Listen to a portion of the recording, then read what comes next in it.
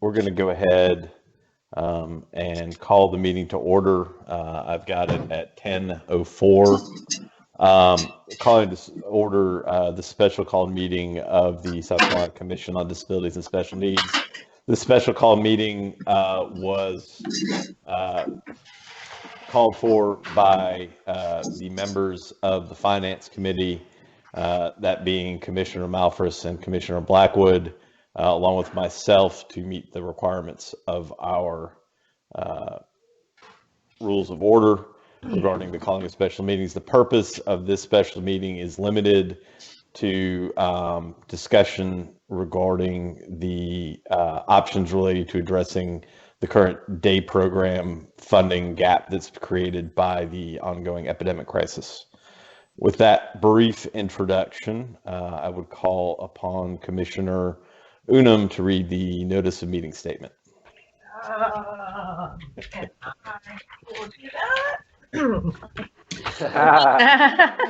Meeting notice announcing the date, time, and place of the May 8th, 2020 special called commission meeting was distributed May 6, 2020 to appropriate media and other groups or individuals who have requested notification. The announcement and agenda were posted at the Department of Disabilities and Special Needs Central Administrative Office and on the website. The public has been notified that accommodations such as interpreters, mobility assistants, or other assistance will be provided to individuals with disabilities and special needs if requested in advance. Thanks, Commissioner. The next item on the agenda is the adoption of the agenda. I would entertain a motion to approve the agenda as presented. So moved. Do you have a second? Second. So let it reflect that Commissioner Unanimously made the motion and Commissioner Blackwood made the second. All in favor, please indicate by saying aye. Aye. Aye. Any opposed? Seeing none, that motion is approved unanimously. So the first and primary item on the agenda is discussion of options relating to addressing the day program closure funding. Just by way of record, Lori, so you know how we got here. Barry and Robin and I met for a finance committee meeting on April 28th to begin discussions of this. It is a significant topic regarding funding. At the end of that committee meeting, we felt that the committee recommendation should be withheld because typically that carried so much weight that we felt it would be a good idea to have all of the commissioners on the same page before a vote was taken, especially considering that commission action would have to be taken prior to any modifications happening. The documents that were provided by staff to us have also been provided to the commission members. As a brief summary, and I'm gonna turn it over to staff to present, just I think as a brief summary. The issue was created once the governor placed the restrictions in starting in mid-March regarding social distancing. What that meant is that effectively from March 16th forward, the day programs by and large were unable to provide their services. The way that the billing went, DDSN pays those amounts to the bands prospectively. The providers provide the service, and then we build Medicaid we build DHHS for the Medicaid match of slightly more than 70%. With that service not being able to be provided, there was essentially no billing. We've already paid out payments in March and April for those services. So those monies were provided to the providers, and the drop in billing will be detailed by staff, but was significant, such that there would be a large shortfall that had to be made up. We have to address the issue of we have at least 2 more payments to go out this fiscal year, the payment in May and the 1 payment in June. 2 payments in May, 1 payment in June. One of the reasons why the need to have the special meeting was that we had to have a decision made before that first payment was made for the May meeting. Staff has come up with some options that they proposed Those options are summarized in the one-page document that was provided to us. As part of this, there are some additions on that, and I'll let staff address where those additions came from. But essentially what we have to decide is how we are addressing, one, the recruitment of the funds that have already been paid out in March and April. How we are going to be taking care of the funds that are supposed to be paid in May and June, and then longer term, beyond the end of the fiscal year, how we are planning to address that. The primary mechanism that we've got, fortunately, is what's been referred to as the FMAP payment, that being a special subsidy that was authorized federally to assist with these sorts of, with the ongoing pandemic and the costs associated with that. I believe the staff is projecting that number is roughly 15 million. Is that correct, staff? Did I get that right? It's been updated to 9.1 million per quarter, or 18.2 million for the first 6 months. Okay. So, and we're guaranteed that 18.1, correct, at this point? Approximately, based on billings. Yeah. Okay. Right. So, so we do have, fortunately, some funds that we are able to use to deal with this shortfall, and deal with how, have some flexibility. Can I say something? With this one. Yep, absolutely. I'm just doing a quick. I'm just doing a quick summary.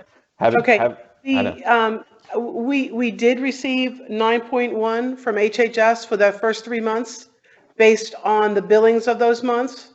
So January to March.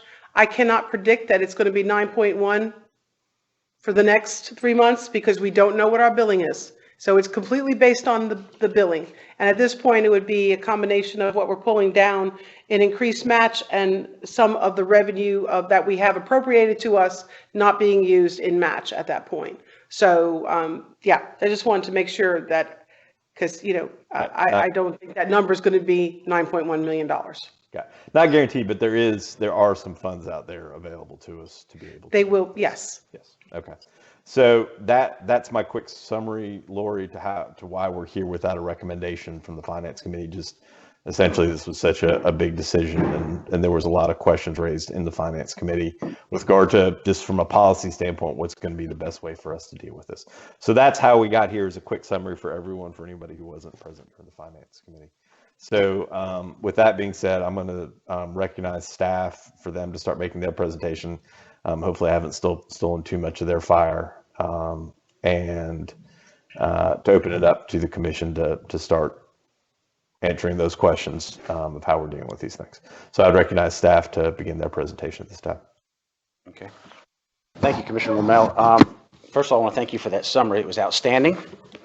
It gave everybody a good update as to where we are. I don't want to repeat what you said. So what I suggest is just to make sure that everybody has the documents that we presented to you were two. One was essentially the same document we provided the Finance Committee on April 28th, which is basically the factual foundation, the analysis, the options, and then our recommendation.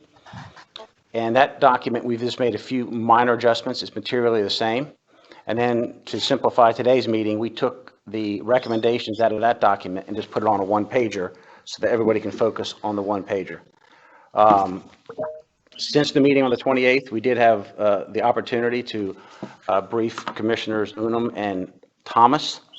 So I feel like everybody's frame of reference on the details and the issues is fairly robust. So I don't want to replow that ground if everybody understands it. So I think moving forward, what I'd like to do is just walk through our recommendations just as the starting point, identify those two new adjustments so that everybody understands the adjustments, and then open it for questions so that we can really grind through the data that we have so that everybody feels comfortable as to what the options are. And if you want us to go into a lot more detail on some of that stuff, I think that would be a great way to really, all of us, get to the heart of the issue so that we can make a decision. So let me just walk through our proposal that follows on to your summary. Let me ask something first. Is it, just for the record, is David here or not here right now? I don't see him. He's not online with us. Is anybody have we tried to call him one more time or anything? We have.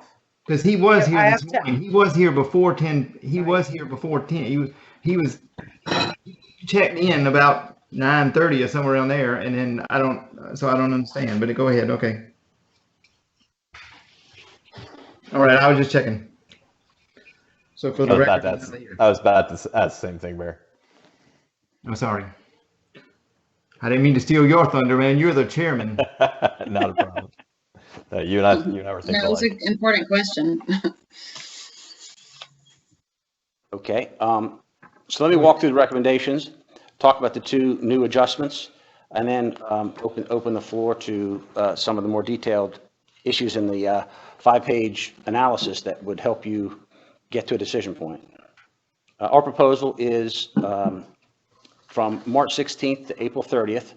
It's approximately a 7-week period where there were reduced day service billings. The billings that were reduced estimated approximately $5.7 million, of which $4 million is Medicaid revenue that DDSN was expecting and that we're not going to get. Our recommendation there is for DDSN to use the 6.2% FMAP money to absorb those revenue deficits, and that will require $4 million of FMAP money.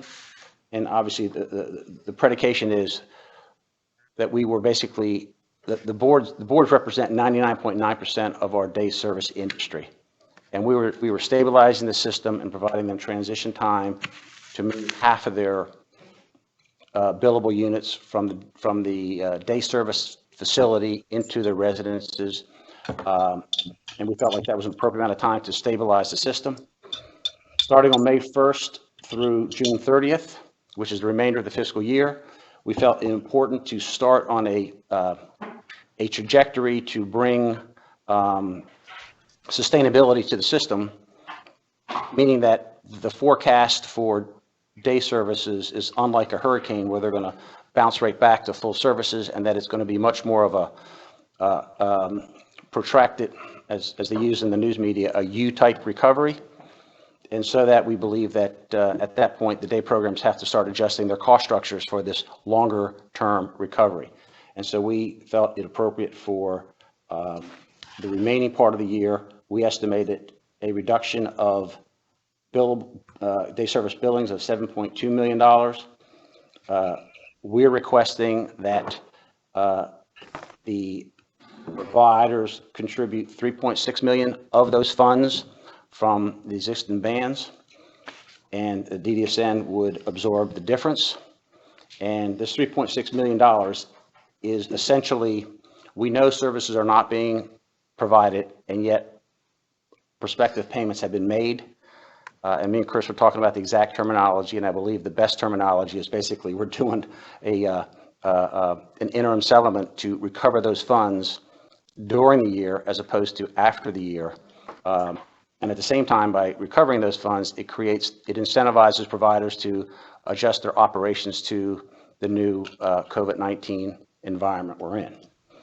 And that will get us through the end of fiscal year 20.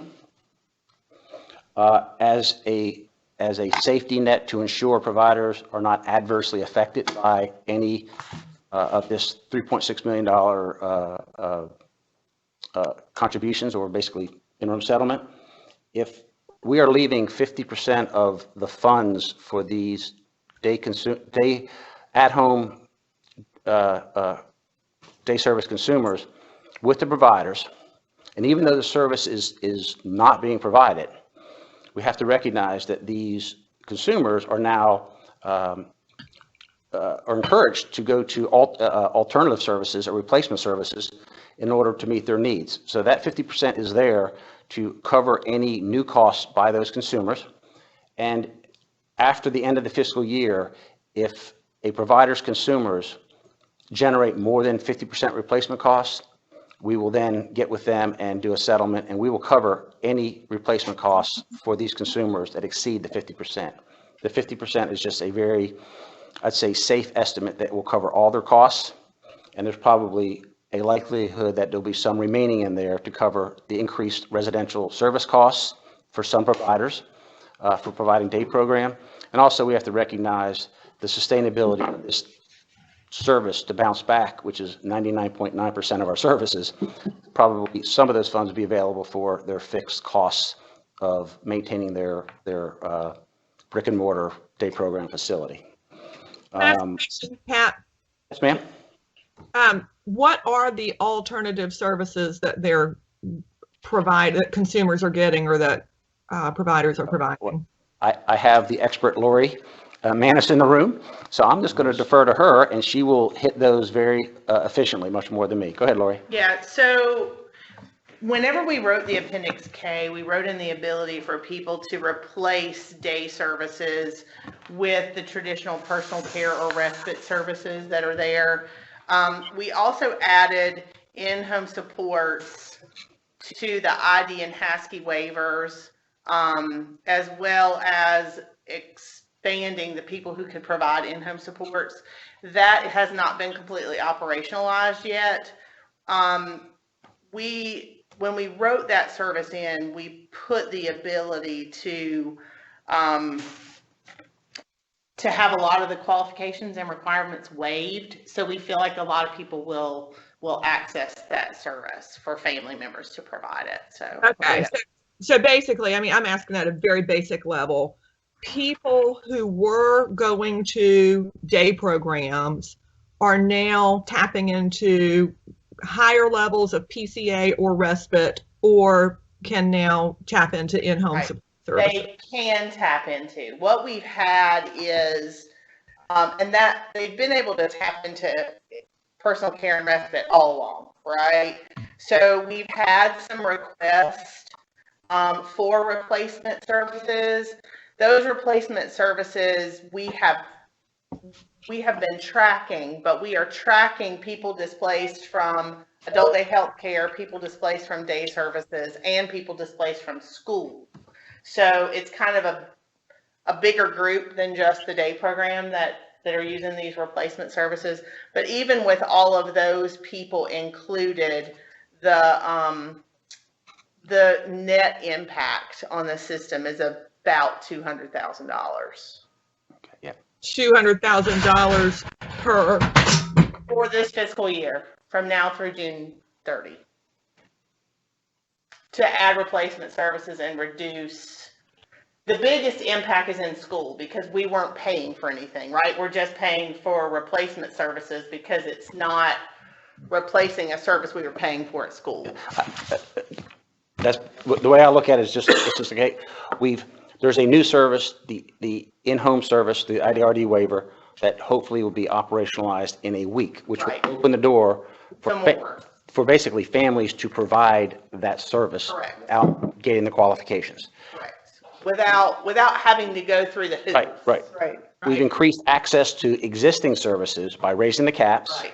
And also lowering the qualifications so that somebody who is qualified to perform one service Can do another. service. Right. So it's not a panacea like we have all these new services. We're just opening the aperture to make it easier to get to them and without capping it. So we're hoping it is creating the opportunity for replacement services. Right. And right now we're trying to measure, are the at-home consumers going toward those services? And Lori has a little bit of information about that. So what we're seeing is that people are asking for some replacement services, but the majority of people really aren't. So we haven't had a lot of people access replacement services Right. yet. We don't know if that's because of availability of provider. This new service of in-home supports May will help. likely increase that amount, but So there's like a power curve of getting started. right. Yeah, I'd like to add Yeah. to that too, that we have lost our summer supports funding from the federal government a couple years ago, and DDSN made a decision last year to fund it for one more year through summer supports grants. And so we weren't anticipating any summer money available, but Pat, Mary, and I have met, and we're going to meet with our team next week.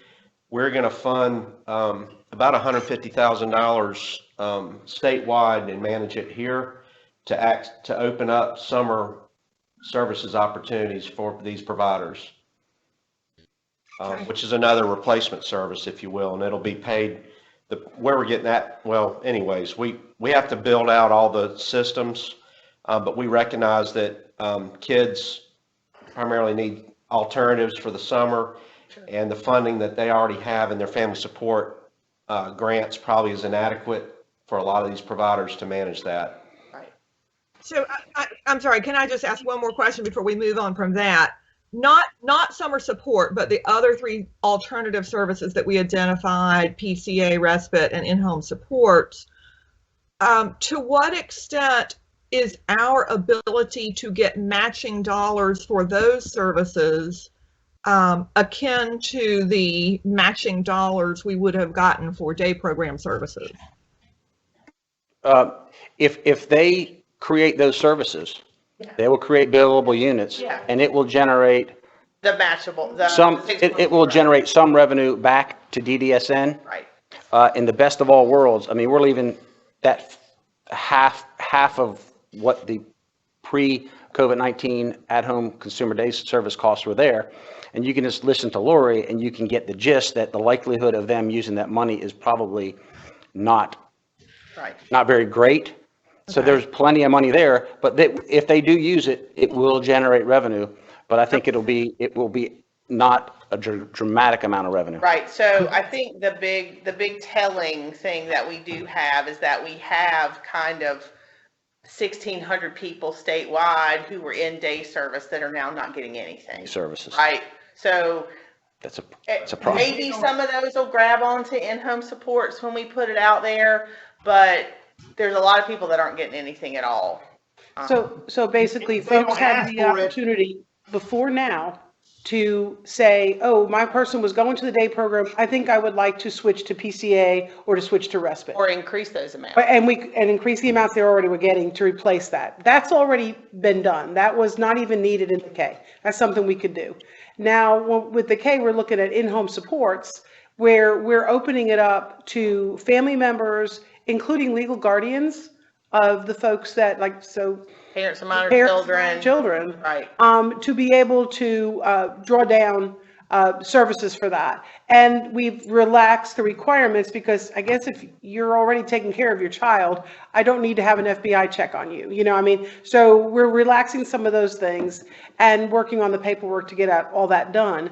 But so that's already there, because what I don't want to be thought about here is that just because we've got 1,600 people who only get case management now, we are not taking them out of the waiver where normally they would have been. You need to have 2 waiver services to remain in the waiver, but we have put that in there that we're going to forego that. Nobody's being disenrolled. And in addition, no one's losing their services. If a service is lost, if you had a PCA provider and you don't have that PCA provider anymore, it's not because your budget was cut. It was not because we're talking about this recoupment. It was because the PCA provider refuses to come to your home, or you refuse to have someone come into your home. That's really been the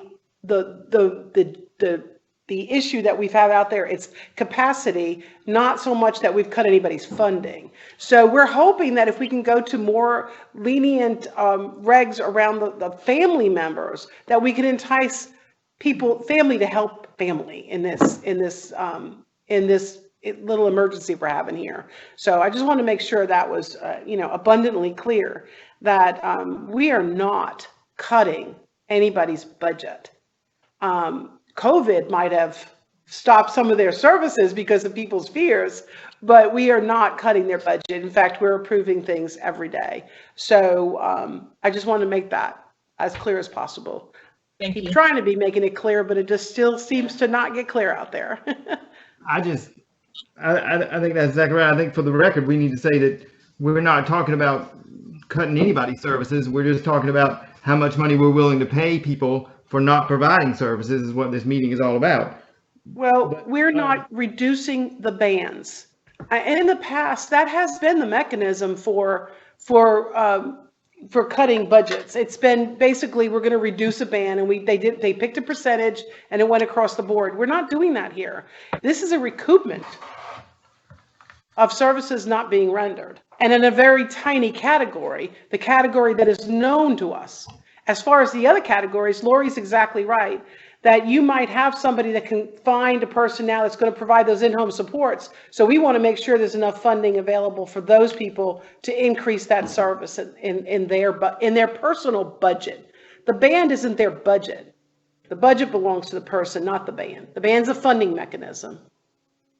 I'm sorry. No. You know I have to talk. That's perfect. Did we fully answer Lori? Lori, are you good? Should we move to number 5? Yep, thank you very much. Let me ask one thing before we move to Sure. number 5. We're asking that the provide. I guess maybe we should move to number 5. I'm sorry, but let me just ask this anyway, because I'm a little bit confused about what I'm a little bit confused about is I was all prepared for the first plan that we had in place, and now we have changed in that plan, and I want to make sure this hasn't changed. We're asking for. We had a change last night, I think, I didn't see it till 9 o'clock, but I work late, thankfully. I don't know if But the change The was, QPLs and the 80% rule. that's, Oh, okay, you added that in. Yeah, very, very nominal. Okay. What I was going to say was, it's 3.6 million is what we're asking the providers to basically recoup back from the band payment. How much is that still 50% like we had originally said in the first plan for the finance committee? Yes, sir. 50% of the billable revenue decrease is 3.6. So we're still at 50%. Yes, sir. We Yes. haven't changed that. We're Correct. still getting 50% from them after the 7 weeks is up. Yes. Yes, sir. Okay, moving on. Okay. Number 5 is just kind of the issue was brought up at the April 28th finance meeting, and afterwards we had talked to QPLs this week. And we just wanted to bring your attention as to an issue, and that is the plan today is for 99.9% of our day service industry. 0.1% of our day services are provided by 8 QPLs on a fee-for-service basis. So they are not part of what we're dealing with because the band payment, as we said earlier, we're trying to recoup services. We're trying to recoup money that is not going to be spent. QPLs on March 16th, their revenue stopped. And during that first week, Mary made the decision that we should continue to pay our contractual 20% vacancy rate as a form of letting them cover their overhead during this crisis period. And then in our Appendix K, we asked HHS to add some more retainage, not 100%, but somewhere in between, to help these day service QPL providers.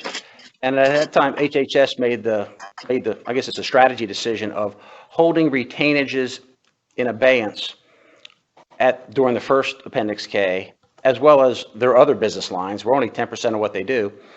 And that at a later date, which they call Phase 2, that's when they will entertain the idea of kind of retrospective retainer payments in order to bring some equity or retain service providers. So when we looked at those facts, we just want to make sure your attention that the QPLs received the 20% during this March 16th to April 30th period, as opposed to the boards that are going to be made whole. And we feel there's some equity issues there. We can't address those equity issues at this moment because Appendix K does not give us authority for retainage, but we want to make sure that you're aware that that's on our radar. It's still in our system of following up on through future Appendix K modifications, and that group of very small QPL providers, I think we have to, if we want to be fair across the board, address them at a future date. And obviously the best way to do it would be through Appendix K retainage payments, because that would be matched funds as opposed to state funds. And the number is very, very small. I think this group collectively bills $120,000 a year for maybe 50-some consumers. So that 7-week gap would be not a very, very big number. But we want to make sure you know that we're following that, and we feel like it's an equity issue that we will follow up at a future date.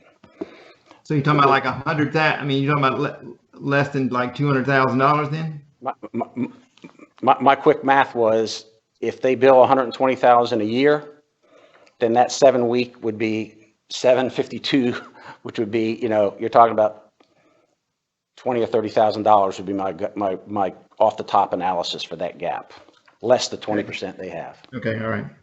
So they got the 20% in March and April, correct? Right, yes. By contract, we have that basically, let's keep their doors, let's keep their building intact kind of situation, just based on the basic contract. Will that 20% carry forward beyond March and April? In other words, would we still be making that payment through the rest of the fiscal year, the 20%? Yeah, that's a contractual obligation that we allow a 20% vacancy factor in all of our day services. So yes, that's already an issue. We just had to clarify. There was some confusion that, okay, we closed, can we still bill absences? Because we weren't actually open for people to attend. So can we bill that they didn't show up when we weren't even open? And so that was the clarification we had to do. And actually, we're still working through some logistics with some of these providers to ensure that they are getting these funds. But yes, this continues on as long as the folks continue being enrolled in their programs. If they disenroll the consumers that were attending, then that will go away. Okay, thank you. All right. At number 6, after the April 28th Finance Committee meeting, we came back and processed everything we heard. And obviously, Commissioner Malthus was very, he's looking downrange at the institution's long-term liabilities, and we're all a believer that, hey, you solve problems not in big solutions, but incrementally. So we want to just clarify that our first proposal was to hold all the providers harmless for any contractual 80% attendance rule for period July 1st through the end of February, which is about $2.5 million. In practical reality, we have not enforced that for many, many, many years. I can't even recall anybody who knows when we last enforced it. So it's not something that we use, but it's kind of a hanging liability out there. If you're running a business, you don't want to have hanging liabilities over your head. So, but to keep all our options open, we remove that proposal. And I think we just made the statement that during COVID-19, with all the things in front of us, we have no expectation at this moment to enforce that 80% rule this year, but we don't want to discard some tool that we may need in a future crisis. So that's why we backed it out. And then to kind of counterbalance that, we put that last paragraph in there as a reminder, because sometimes we forget with all the pace of activities, the band system only works if it works in a disciplined manner, that the money we put out there is spent, we recover it, and there's a healthy ecosystem. In the past, in order to make that system work, we had a requirement where providers had to spend 98% of their money. 3 or 4 or 5 years ago, the General Assembly changed that to a 90% rule. And I think it didn't have any immediate harm, but it does put the system at risk of having liabilities, of not getting revenues and having deficits. So I just want to put out there as a reminder that we do still have this tool that I call it probably the tool of last resort. And that is, if we end a fiscal year with a cost settlement deficit, meaning we got more Medicaid revenue than we got expenses from the providers, and we have a large settlement, and we have no cash in the bank, we do have authority to recoup from providers in order to pay those cost settlements. And I say that just as a reminder that that tool exists, but I also want to caveat it that it is very unlikely event that will happen going forward, given our current situation of having excessive costs in the system that we can't match. And I think that just brings back to kind of the long-range objective is we just got to get out of the bands and get to a fee-for-service so that we don't have these annual cost settlement risks in front of us. So I put that out there because I think it's good that there are some tools out there to address unforeseen liabilities. I do not see that happening in the near term. I don't want to speak for Chris, but I don't think Chris does, because of how much cost in excess of revenues we have in the system. So any questions on 6 or that last paragraph? Let me just say that I thank you very much for taking my recommendation or advice or whatever you want to call it in that regard. I'm assuming that means taken my advice in that regard. I do want to say that as we all know, for the record, since we're all public and all this sort of thing, the commission has millions and millions of dollars in liabilities. The reason that's so smart to do that is because the commission truly has millions and millions of dollars in liabilities that and I'm not going to get into now, except to say that we don't know what that's going to cost in the future. Nobody can tell us how much those liabilities are going to cost us in the near future. And that at the moment, if we think about it this way, and it was a very interesting thing to me on that plan, was that the providers actually have collectively $64 million $64 million in reserve, as I understand it. And we technically, and Chris can correct me if I'm wrong, but we technically have zero in reserve right now. And so I just think that is that correct? Yes, sir. Thank you. And so that in and of itself makes that a very smart move for us to make. So thank you very much. So with that said, that's the proposal, but I don't want to go back and plow all the details. Unlikely it'll be recouped. I understand it's very unlikely it'll have to be, and I think it based on FMAP money, we probably won't, but it's still a good idea to leave it out there in case.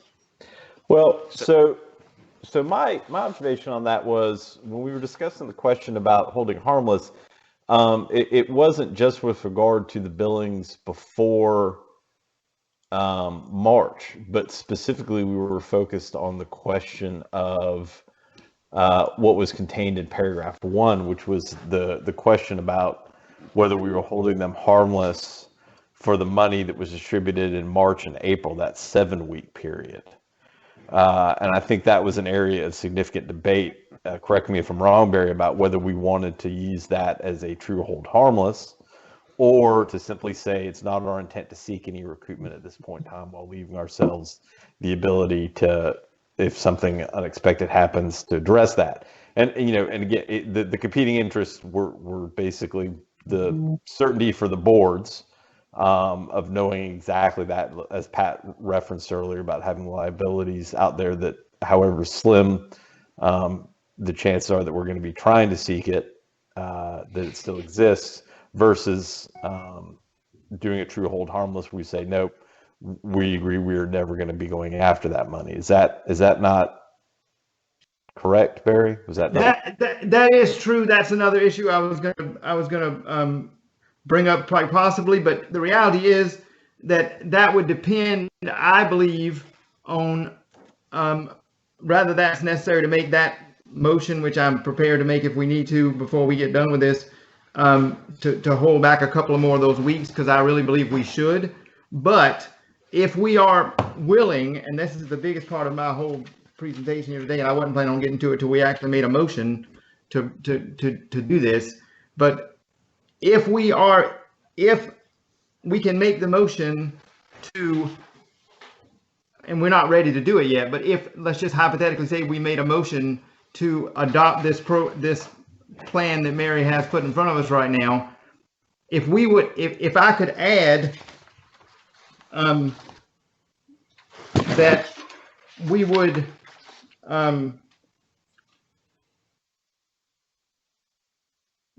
well, technically, so I can get technical, since we're all taped and everybody loves to tape us and say exactly what we didn't say and all that. What my proposal would be, and the reason I bring this up is that it would make that not necessary, Gary. I think if we were willing to say, now it would make it necessary if we weren't willing to say this, but if we are willing to say that based on the plan, that if I could move to insert a motion or insert to the motion and provide further that we will go to fee for service with the day programs and the in-home services, bands, B&I, starting at whatever date, July 1st, August 1st, whatever date we need to give notice for, then that would make what you're talking about, those first 7 weeks, not necessary anymore. But if we're not willing to say that we're going to go to fee for service as of July 1st or August 1st or September 1st, then I think it is, then I'd like to revisit that. But that's what I think needs to be added to this motion at the end, is that we will go to fee for service for all of those band Bs and Is and day program. And that I understand the details have to be ironed out later, but the details can be ironed out in May, in the rest of at the end of this month or next month or whatever. But the point is, we made a commitment to go to fee for service as of X date. I would invite staff to answer about the viability of going to fee for service sometime in the first part of the next fiscal year. I would say that the commission might want to resolve to go to fee for service for the band Bs and the band Is, the at-home services. That would be probably better than saying we will do by July 1, to say that at this point in time, we have seen the problems with this system, some of the inequities, where you're trying to build choice into your system, and those are the providers that are kind of getting knocked down because they don't hold the band, where that would hold you whole during an issue like this. That we would say that the commission resolves to move towards fee for service for band Bs and Is within the next fiscal year. That would be something that is within the next fiscal year, because I can't promise you that we can turn it on a dime on July 1. And I would not want to set that as a goal. Couldn't we make it August 1, September 1? I mean, couldn't we make it another date in the future, not a year from now, though? I mean, even I'm if not it had saying to it's be a year from now. I was just saying that during this fiscal year, this is what we resolve to do. That this is our intention. To me, a resolution says this is our intention to go here. That would be fine with me. I just don't know if I could put a date on it. Because every time we look into something, we find It's like an onion. yeah, it is. It's exactly that. It's not only an issue with providers, it's an issue with systems. And what kind of system change do we need? And do we need to actually work on waiver amendments to get us there? So even though we know that this is the purpose and that's our goal, what items do we need to get down that road to make that goal a reality? Just saying it's so, I mean, Lord knows I've been fighting for fee for service and unbundling bands since 2014. So it's not something that I'm not saying that has to happen. I believe it does, for transparency and all the other reasons. And to get some of our state money back into the fight, into the match game.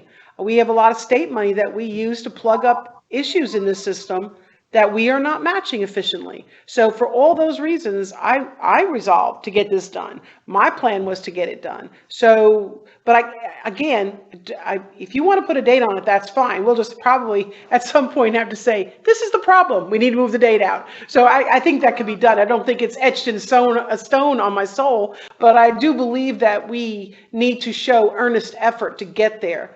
And a resolution would show that this commission is on board with getting us there.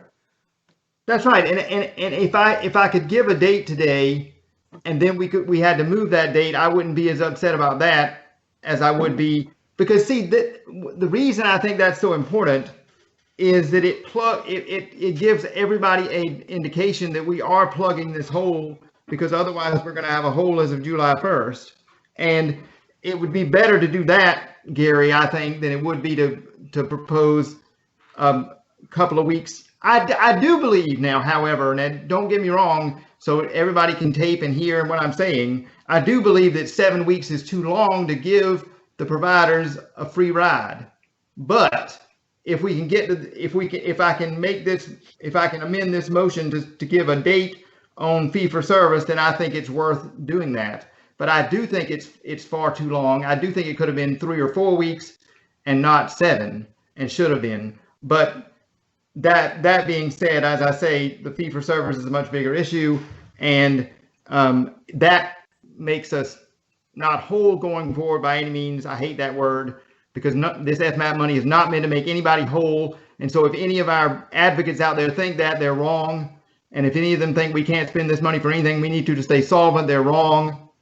But anyway, that having been said, I think that that's the best. I think I finished. Sorry, go ahead. It's just Thank you, Barry. I'd invite either Lori or Robin to weigh in with regard to their thoughts on this right now.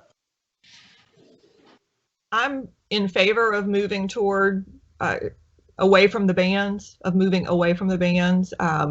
if staff is telling us that they can't guarantee that it'll be done by July 1st, then probably a resolution that this is the intent of the board is the more appropriate. I'm not suggesting July 1st. I'll give whatever date we want to give. I just said July 1st because it started the new year, but I'd be happy to say even September. But I just would like a date in there so that it's firm, so somebody can't say, well, they didn't say when. They could have meant 2 years from now. Yeah. And we don't mean 2 years from now. We mean soon. I think we may have lost Lori there. She froze up in the middle. Oh, sorry. Yeah, no, that's fine. I think we just. I was just saying, I don't mind moving the date, Robin, or whoever wants to move it. Please don't get caught on the July 1st date. That's not what I meant to do here. Did we lose our? I think we lost Lori, but we didn't lose our quorum.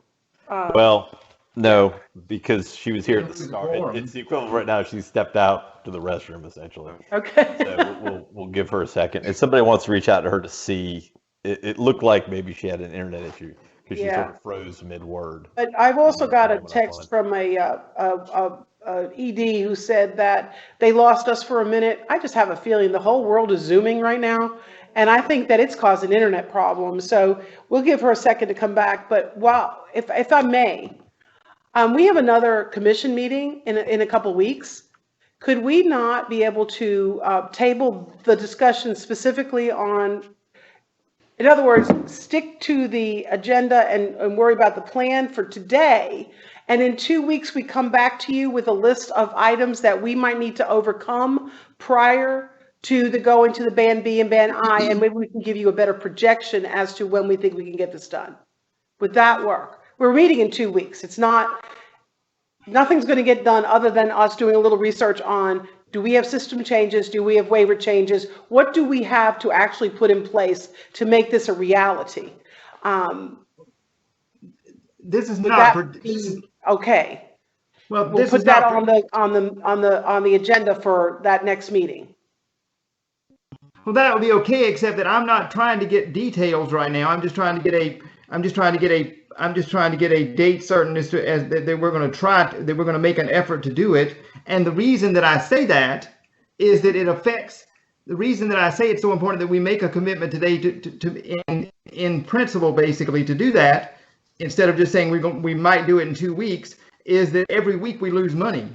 And so the point is that would affect what I would want to move as far as this 7 weeks is concerned. That's why I wanted to get this straight now, because I would like to it may or may not pass, but I'd like to make a motion regarding that first 7 weeks if we can't come to agreement on this fee for service. And I'm not suggesting we can. I think we can if I just move the date, which I'm thrilled to do. Thanks. Lori, I think you're back with us. You got cut off a sentence or two in. If you want to go, and then after you get done, Robin, I'll give you a chance to speak as well. Oh, you guys didn't hear what I said? We heard a couple of sentences that I think sort of ended with you in mid-word, where you had said that you were in support of a resolution, and I think it cut out in the middle of the word resolution. As to what, so you may just want to go back essentially and repeat what you said, just to make sure. Yeah. I don't think I said too much more than that, but I guess I'm in favor of a resolution that we move away from the band system during the coming fiscal year. If staff is able to supply a date that they feel comfortable with, I'd be happy to put a date in there. But I don't want to put something in that our staff believes is unrealistic. But I agree with that, except we can always move the date. They can move the date. I'm not saying they cannot move it. I'm just saying that we are going to make an effort to do it by a certain date, so that the public knows, and all these advocates know, and all these people out there know I think the commission knows we're trying to do. And I just want to make sure that everybody out there knows, so they can't say, well, we didn't have any notice. Because everybody loves so much notice around here. So this would put them on notice that this is what we're going to do as of whatever date we put down here. We're going to make every effort to do is all I'm saying. And that takes all that 7 weeks off the table, and it takes all the other issues that I have off the table with regards to how much money we are splitting or not splitting and all that. I think this is a fine plan if we can do that. But I would like to ask before we make a motion, that those are the only two changes we had from last night. Then was the little bit of money for the QPLs and the fact that we were taking off that possible recoupment. Is that the only two changes from the original proposal? Yes, sir. Okay. All right. Well, I didn't mean to take over the meeting, but I'm sorry to take it over. I'm just trying to make sure we get this straight. Yep. Robin, if I could use you. I agree.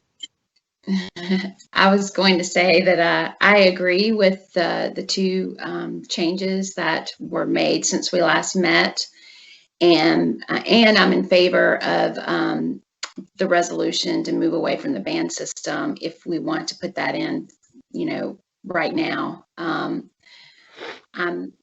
see the benefits of doing that, since it's kind of connected, so to speak, of the future stability of the agency. So say it again, sister. Amen, sister. Say it again. It's connected to the future of our agency. Exactly. Say it again, sister. Right. So anyway, that's kind of just my thoughts on listening to everything today so far. And again, I think everyone's on board with the features. The biggest concern I have with putting a date out there right now is that everybody is operating under such a situation of instability. And I think asking people to start talking about moving towards a fee for service, even if we were to set the date, certainly if we're set in July, because we don't really know if anything legitimately will be able to be reopened by July. But even if we were to push it back to September, in the middle of the crisis right now, for them to be looking at particular dates, to me, is just throwing something on top of them right now when they're dealing with so much instability in the system. I don't like making the move in the middle of instability. Saying that to me is very troublesome. And I understand what your point is, Barry, and I'm just sort of weighing in with what my initial gut reaction is to a specific date that's within essentially the first half of the fiscal year, just sort of setting it arbitrarily with everything else going on. That worries me in terms of what we're piling on to both our staff and to the providers in the middle of a crisis. So that would be my initial reaction to it.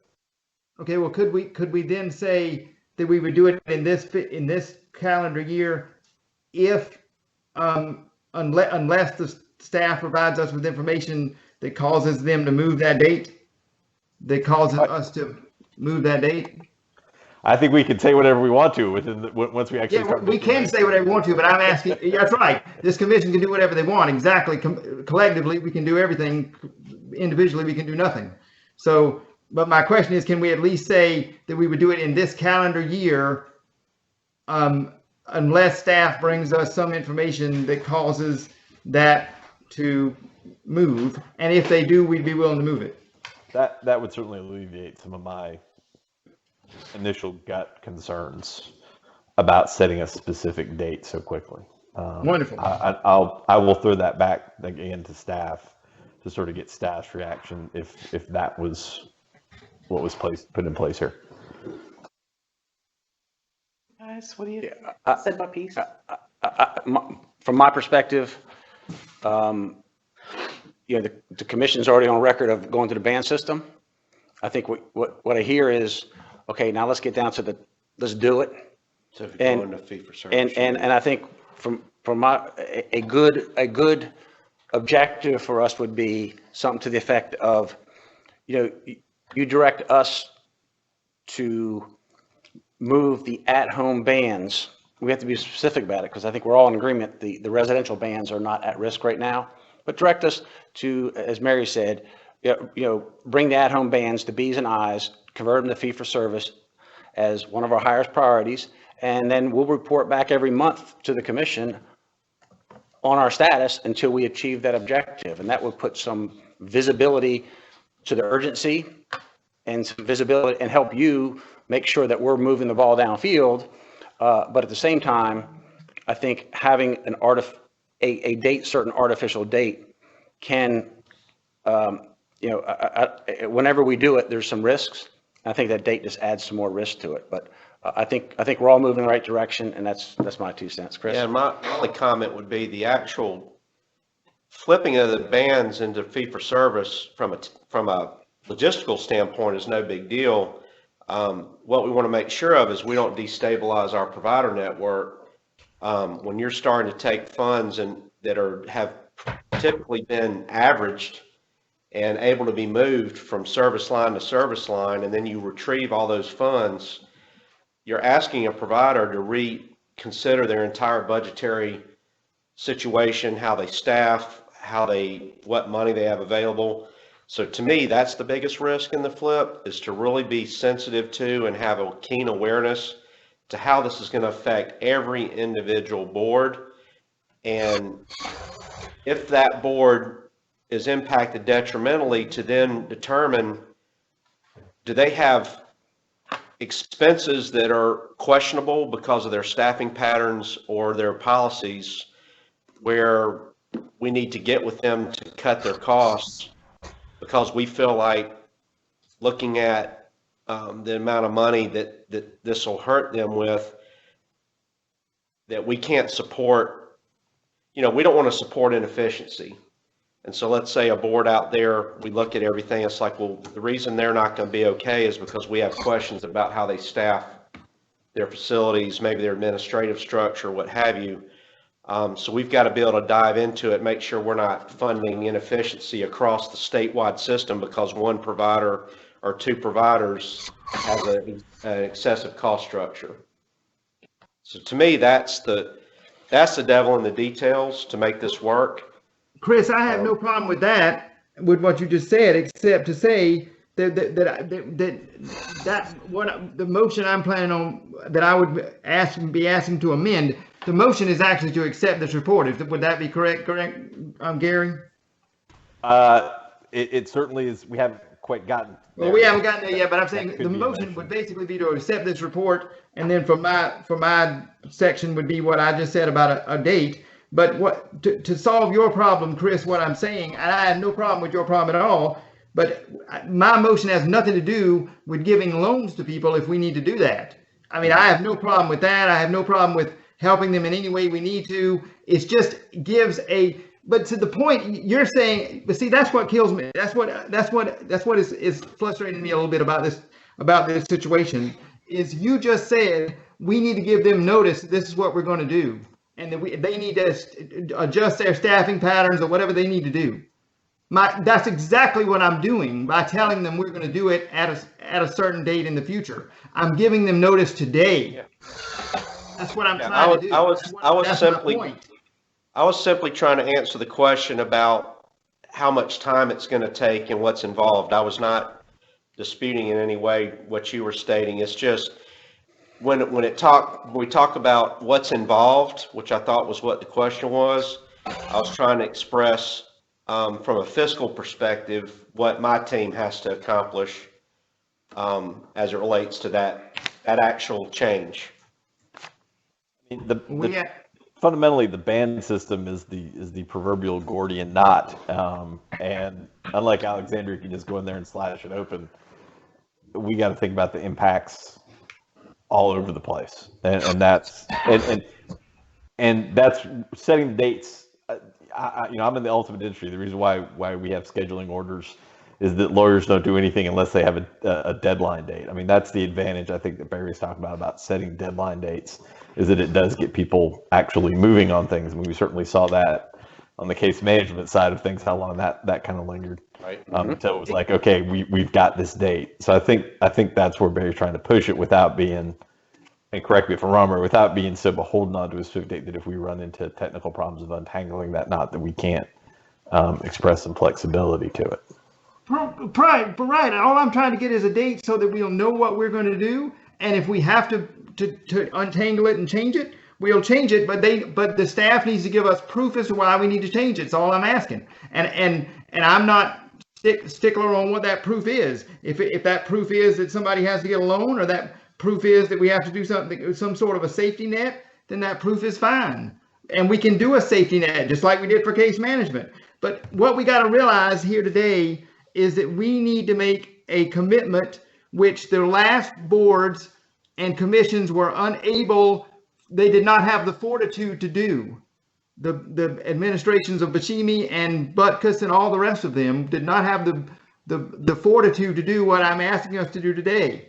And I realize that is a big step, but I promise you I would be more than thrilled to move the date or whatever we need to do. But we need the fortitude to say that we're going to do it as of a certain date, at least of some sort of a date, even if it's 9 months from now. But I wouldn't want to go that long because our system is absolutely not set up. I mean, post COVID-19, because of COVID-19, we're not going to be set up to do it the band system way anymore. And for the record, I don't believe, I'm not mistaken, so please somebody correct me if I'm wrong, but there is no other state in the union, not one state in this union, that does band system the way we do it now.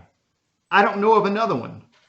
And so we have to change it and say today, take the fortitude to change it as of whatever date we want to use. Am I correct? Is there a state in this union that does what we do right now? Not to my knowledge. Yeah, I don't know. There's I think 50 that states in this union. We're 1 out of 50. Just for the record. Okay, we need to, Lori just reported that her internet is unstable when other people use the internet in her home. So she's coming in and out, and without her, we don't have a quorum. So you're on there, right, Lori? Yeah, I'm on. Okay. I was just letting you know what happened. Yeah, I don't want to lose you. And I don't know if we've got something, we've had a plan from out of the finance committee that did not come out with a motion in a second. So can we look at that and then we can get back to our discussion?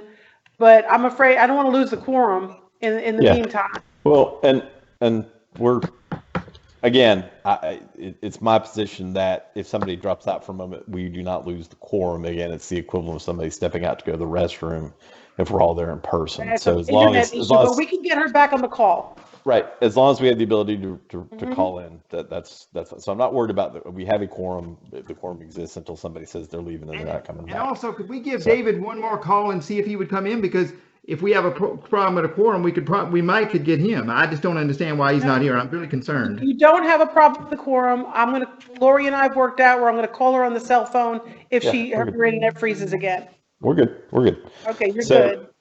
So what we have, and we do not have a motion yet. But the other question that was raised, that was a significant one, at least for me, was the question within paragraph 1. I know Barry was the sort of one of his initial things was the hold harmless language, where we had discussed whether we wanted to put that in there as hold harmless or simply stated that we're not going to seek any recoupment at this time for the 7 weeks that occurred on March 16th, April 30th, those 3 payments that went out.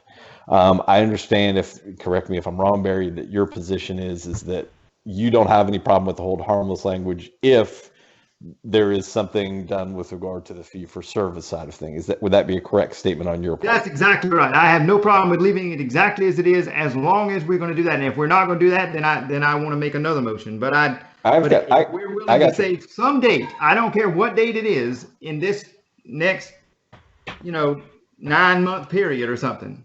If we're willing to put some date on there, then I have no problem with holding. I do have a problem with holding harmless, but I'm willing not to do it. If you understand what I'm saying. I understand. I'm willing to say forget So- that.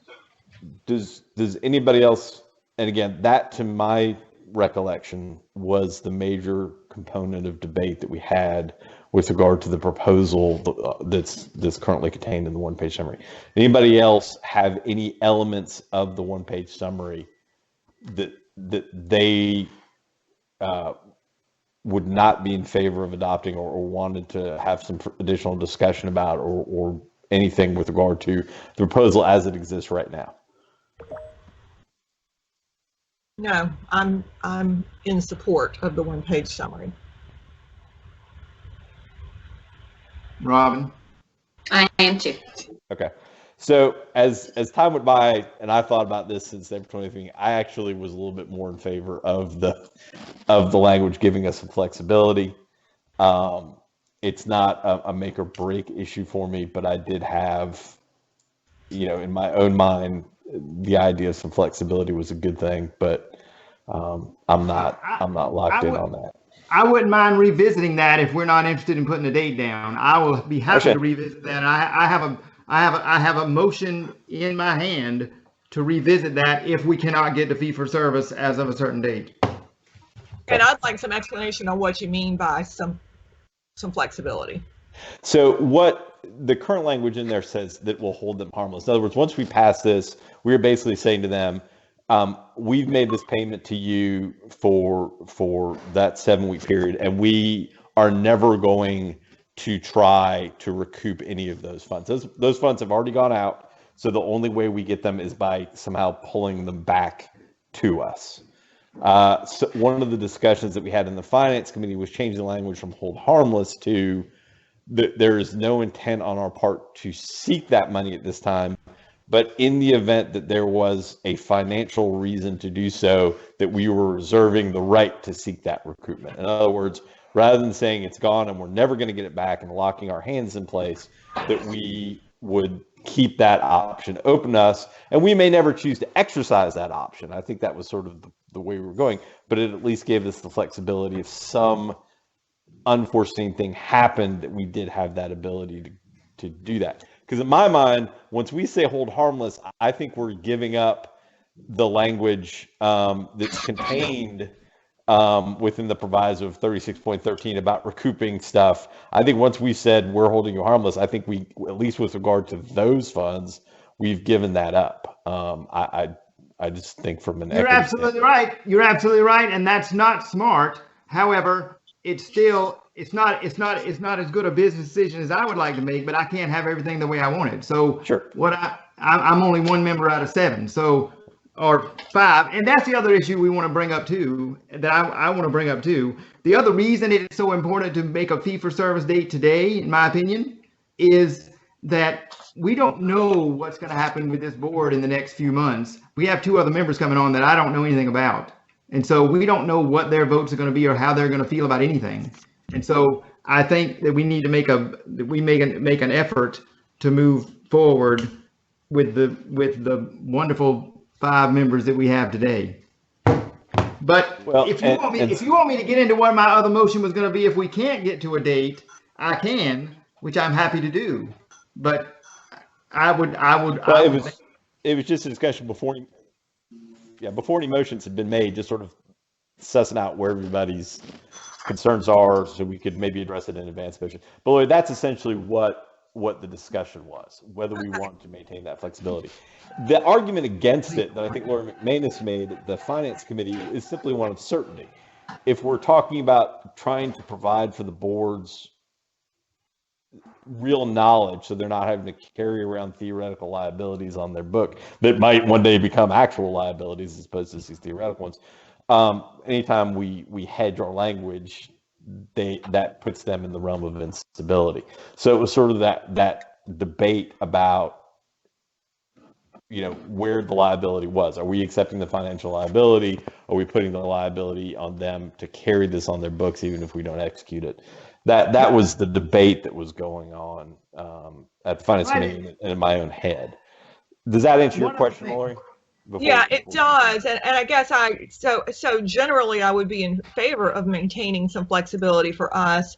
I guess I look at the non-flexible proposal that gives the boards the certainty, as being somewhat akin to if we had gotten retention, approval for retainer payments in our Appendix K, right? Wouldn't that be essentially the same as you're giving them a pot of money to allow them to remain in business, and it doesn't come with a potential recoupment liability? Yeah, I think that's parallel. Not exact, but I think it certainly is a parallel.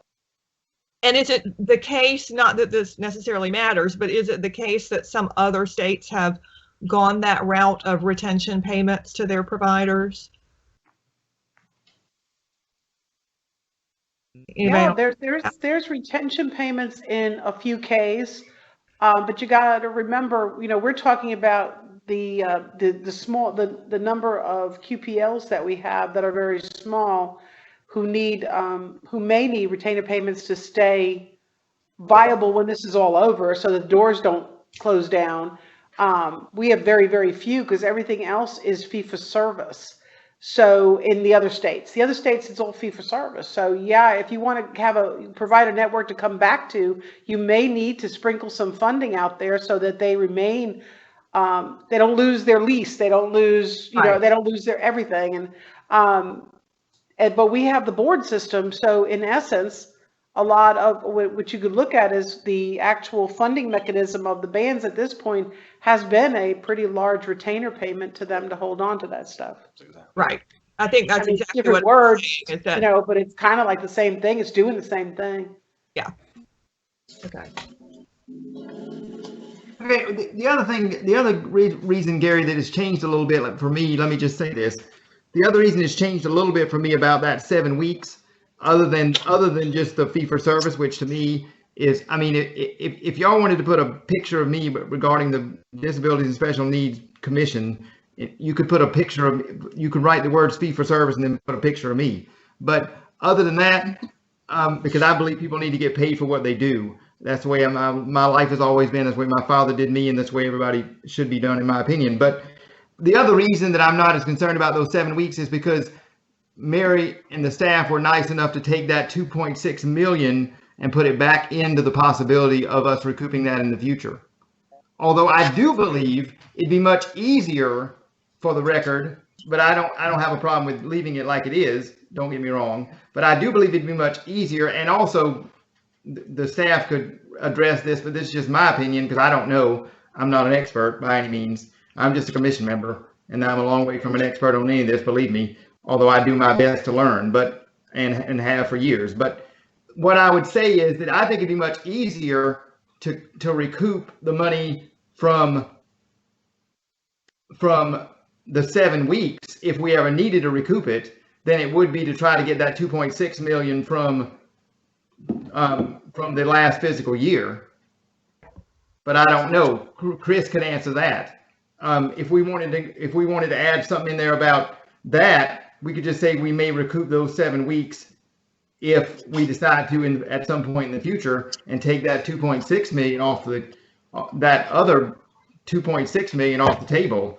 But because I think that 7 weeks would be about probably 2 million or something, wouldn't it? Does everybody understand what I'm saying, or they don't? Not really.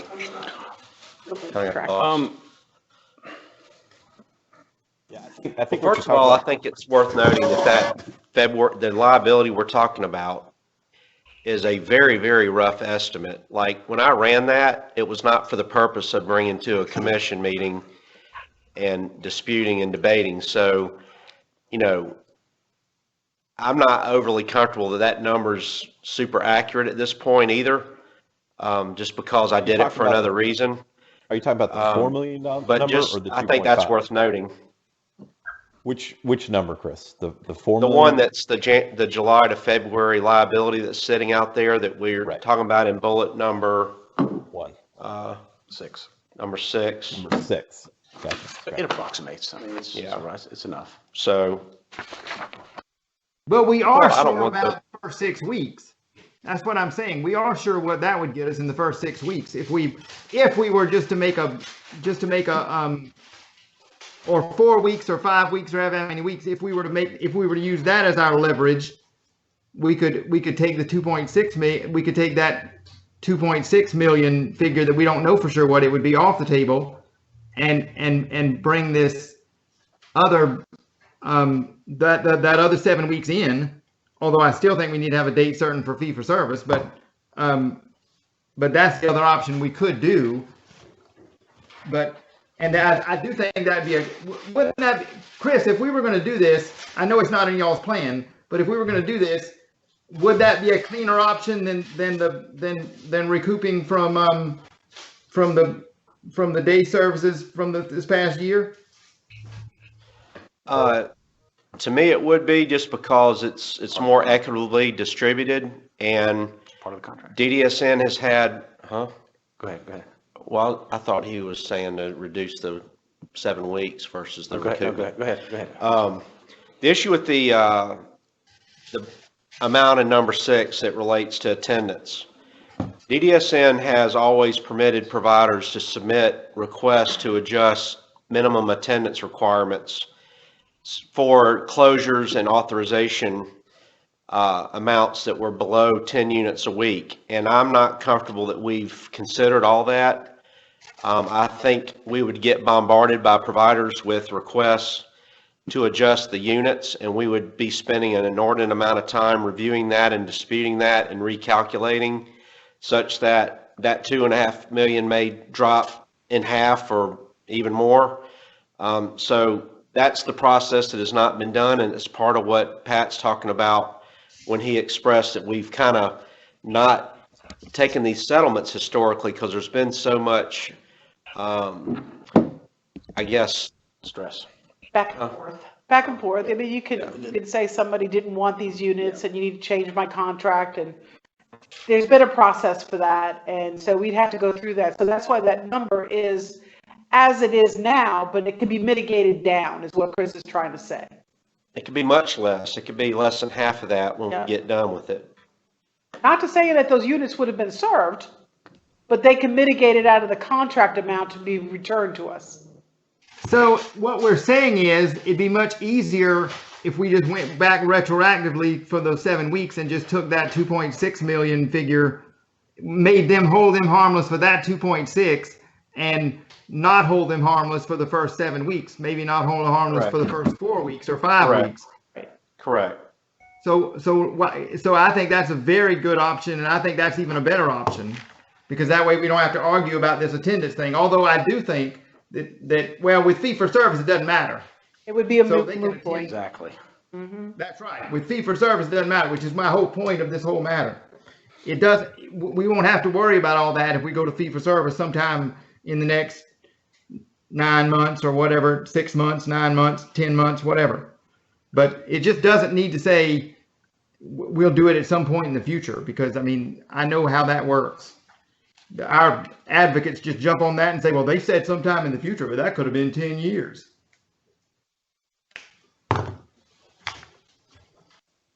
So, I mean, we have options within the proposal, and this is why I think, Lori, why we ended up here as opposed to trying to make decisions in the finance committee. There's a lot of different ways to skin the cat.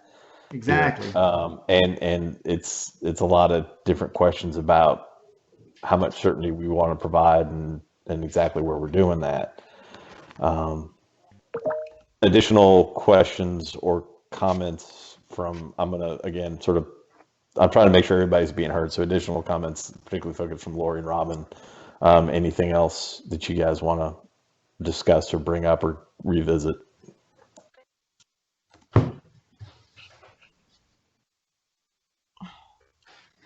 Not really. I mean, I've heard several different possibilities, all which are within the realm of realistic and suitable to me.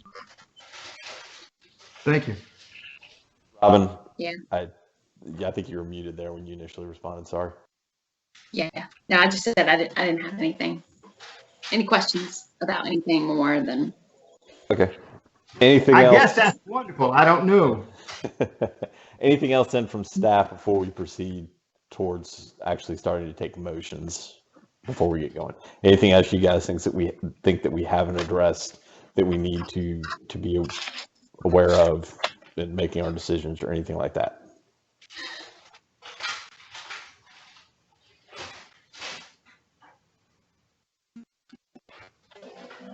Anything? None from me. Okay. All right. Then I think at this point in time, it would be appropriate for us to entertain motions. This one's probably going to be a little more complicated. So what we're going to have to do is make real clear who's making the motion, whether it's getting seconded. And then when we do the vote, I'm just going to ask that we do a one at a time yay or nay vote, just to make sure that it's very clear to everybody watching and as the minutes are made as far as exactly what the motions are. Right, the minutes need to reflect verbatim what we're saying from henceforth. Right. From this moment forward, please let Sandra know that we should be verbatim. It should be verbatim in the minutes. Right. So staff, you guys comfortable as we go through this with the recording being able to do that? You guys good? Yeah, I will. Okay. It's recorded. Okay. We'll have to listen to it a lot, but it's recorded. Right. Okay. And I will do my best to make sure that we don't have competing motions going at the same time and everything like that. So okay. That being said, would entertain who wants to make a motion at this point in time before we get started so we can just know how many motions we're looking at. Okay, I want to make one. All right, so we'll start with Barry's motion. Go ahead, Barry, if you'd state that for the record. My motion is to adopt the plan that was put before us today, with the exception of these two things. One is that we make we don't intend to do it, but we could hold the providers liable for the 6 of the 7-week period of time that we went back, that we could go back from when the pandemic, from when the governor's from when the governor made the emergency provision, and that would we would hold it. We could hold them for those 7 weeks, and that we would go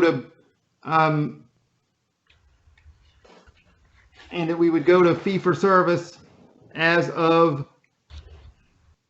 on those band B's and I's as of September. As of January 1st of next year.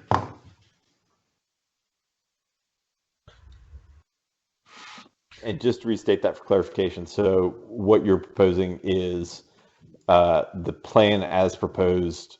Wait a minute, and we would take the 2.6 million off the table from the, I'm sorry, and that instead of taking the 7 weeks off the table, instead of having the 7 weeks hold harmless, we would hold them harmless for the 2.6 million approximate money that Chris is talking about, that they would for the attendance policy that we are not certain of for the number of units per week and all that. That 2.6 million comes off the table. They'll never be held. They're held harmless forever from that. And all the previous administrations can say amen or whatever, and we can. But anyway, they're held harmless for that, but they're not held harmless for the 7 weeks. Okay. So as I understand, staff would appreciate a clear motion on this, a little clearer motion, because that's a little too much. Yeah. Let me restate it. Okay. So Barry, your motion, as I understand it, using the one-page summary as a basis, would be to amend paragraph number 1 to remove the language of hold harmless and say instead that DDSN would not at this time seek recoupment for the 7 weeks that were paid March 16th to April 30th. Furthermore, would amend paragraph 6 to state that the DDSN would hold the boards harmless completely as to not meeting the fiscal year 20 80% day attendance through February of 2020, the pre-COVID estimated at 2.5 million. So that language would be hold harmless, whereas paragraph 1 would remove the hold harmless, but simply indicate that we are not seeking recoupment at this time.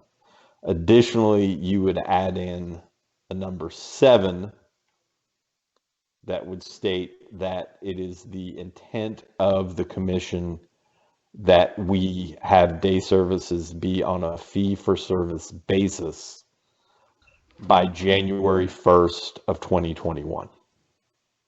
Is that a correct statement of your motion, Barry? That is correct. Is that clear enough for staff at this time? Be this too. I think so. Well, we need more than day service. Okay, yeah, that's right.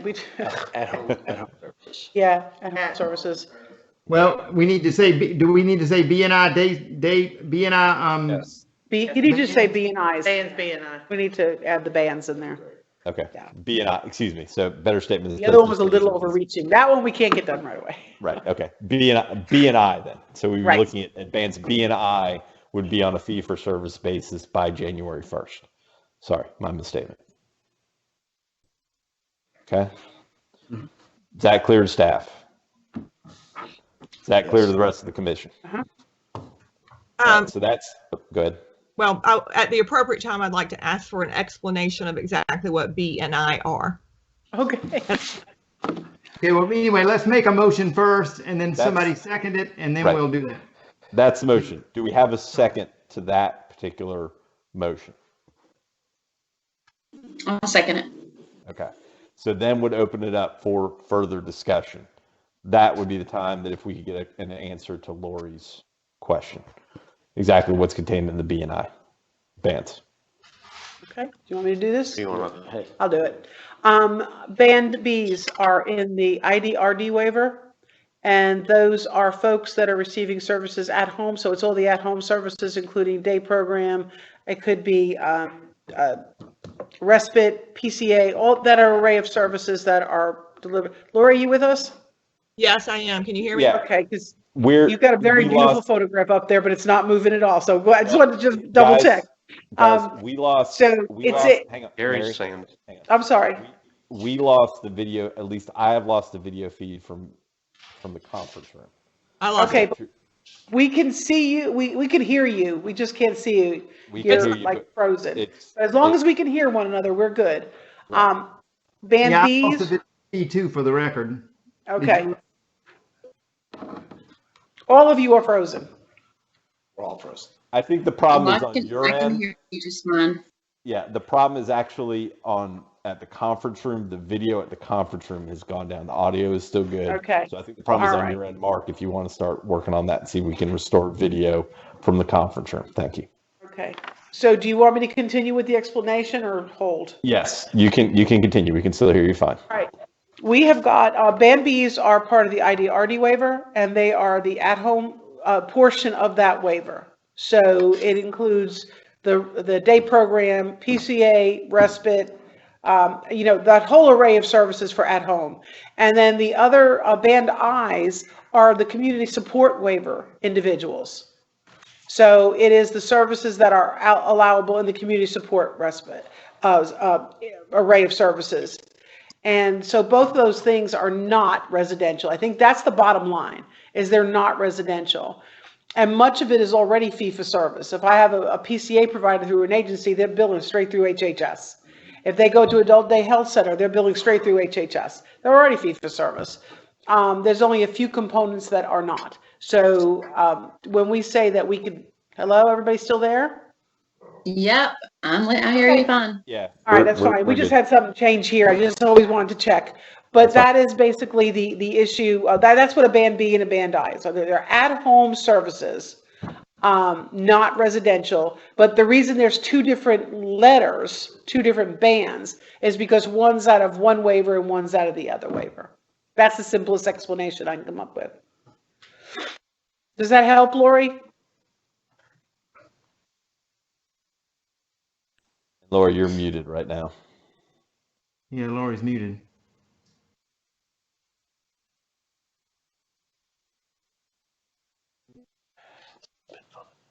Does it help everybody but Lori?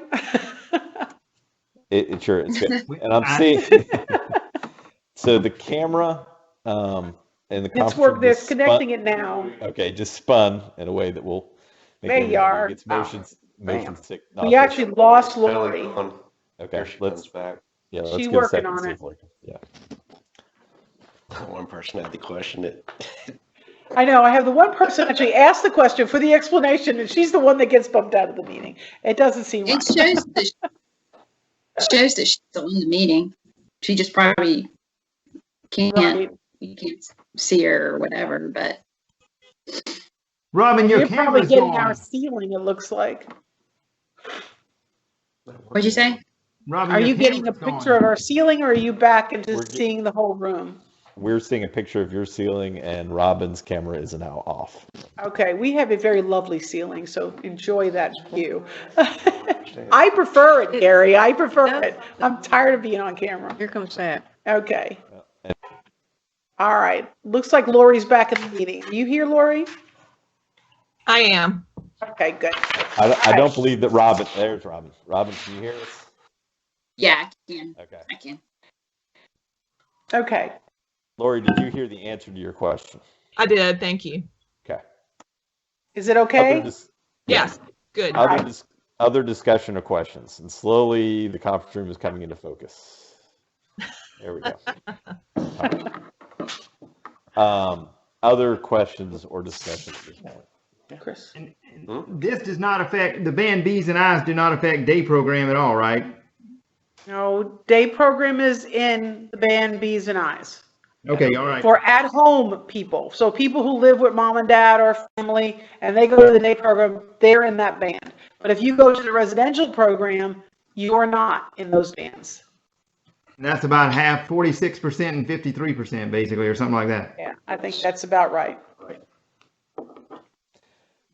So we're still gonna have to deal with untangling. So we're gonna have to deal with untangling the rest of the day program, the other 46%. No, you can untangle some of it without, the residential, you need to look at residential as a 24-hour service.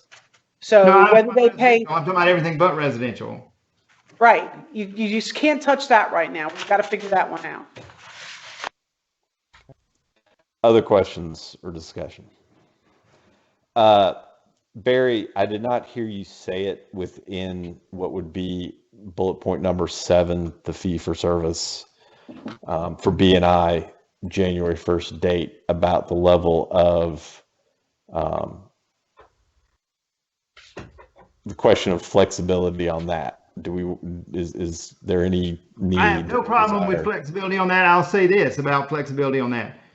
If we would ask that the staff would bring us reports, and if at some point during that time, the staff can bring us information that causes them to move that date to some point in this fiscal year, we are happy with that. To any point in this fiscal year. Next fiscal, you mean the next fiscal year, not the fiscal year that we're in right now. That's right, the next fiscal year. I'm sorry. I apologize. I'm not as eloquent as you get, Gary. That's why I get paid to talk. Remember that, Barry. That's true, and I don't. That's why I talk as much as I do. All right. I don't get paid to do anything but manage, which is So not easy.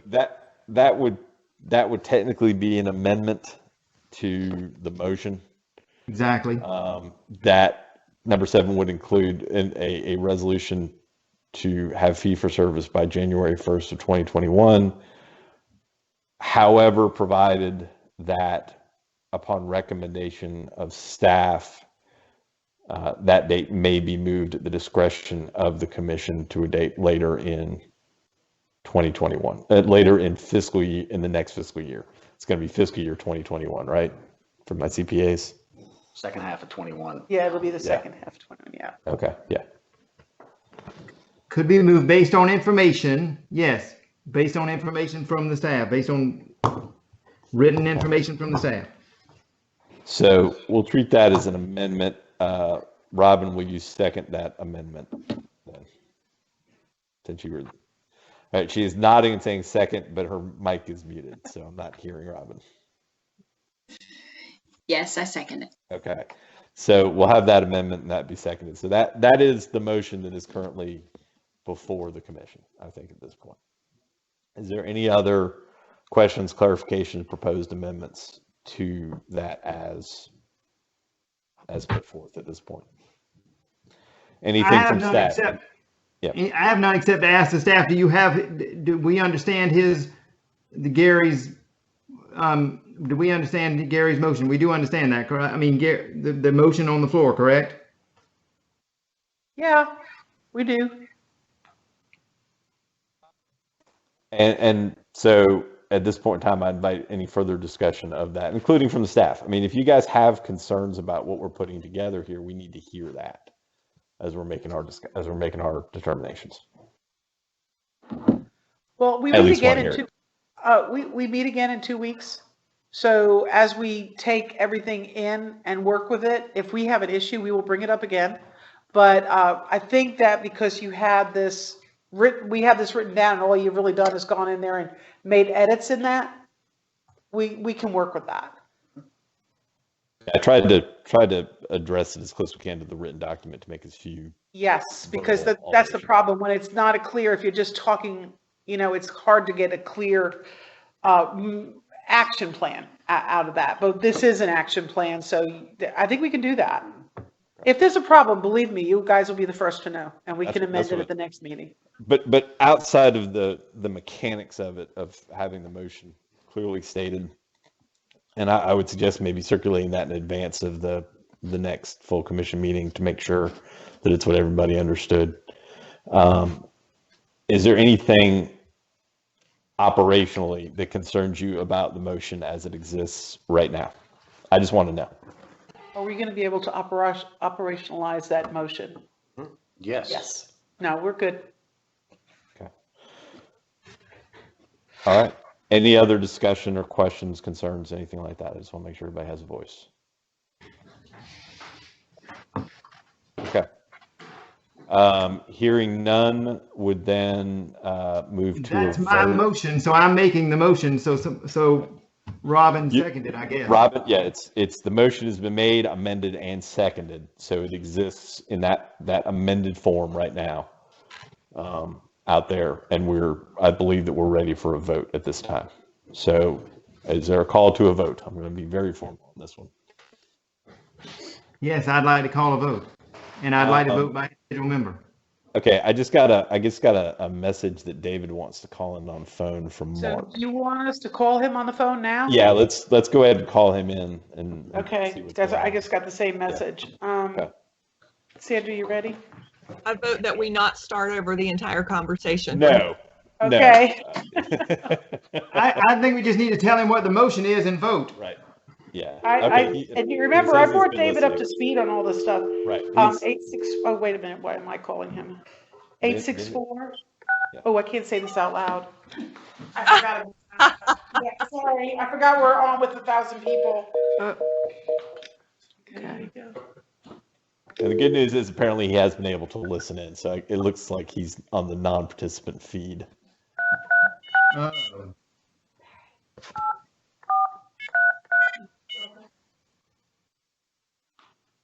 I did try to call him earlier. The number you have dialed is not in service. Please check and dial again. Maybe I have to dial one. You do. You do have Okay. to dial one. Okay.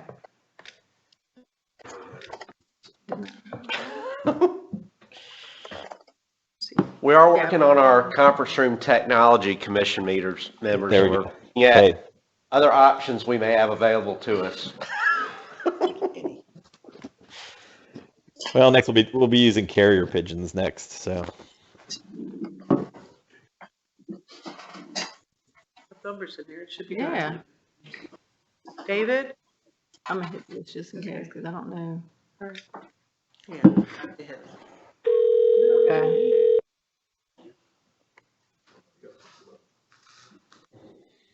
Hello, David here. Hey, how are you? Well, I'm fine, thank you. All right, David, can you hear me? Yeah, Okay. yeah, I've been hearing you all, but the audio wasn't doing on mine. And then Mark told me after I tried it again that I didn't click into the right participation link. Gotcha. So David, there is a motion pending at this time.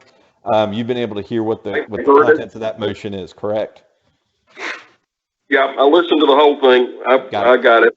Do you have any questions, concerns, thoughts as part of before we go to a vote on that particular motion? No, most of my questions got asked by other folks. So a couple of things were asked that I was wondering myself. So most of everything got answered. So I would have made the motion had I had the audio on your part where you could hear me. So sorry, I got on the wrong wavelength. No problem. Glad you're up to date. So I think what we have at this point in time, and Barry, you correct me if I'm wrong, we're having a call to question on your motion. Is that correct, Barry? And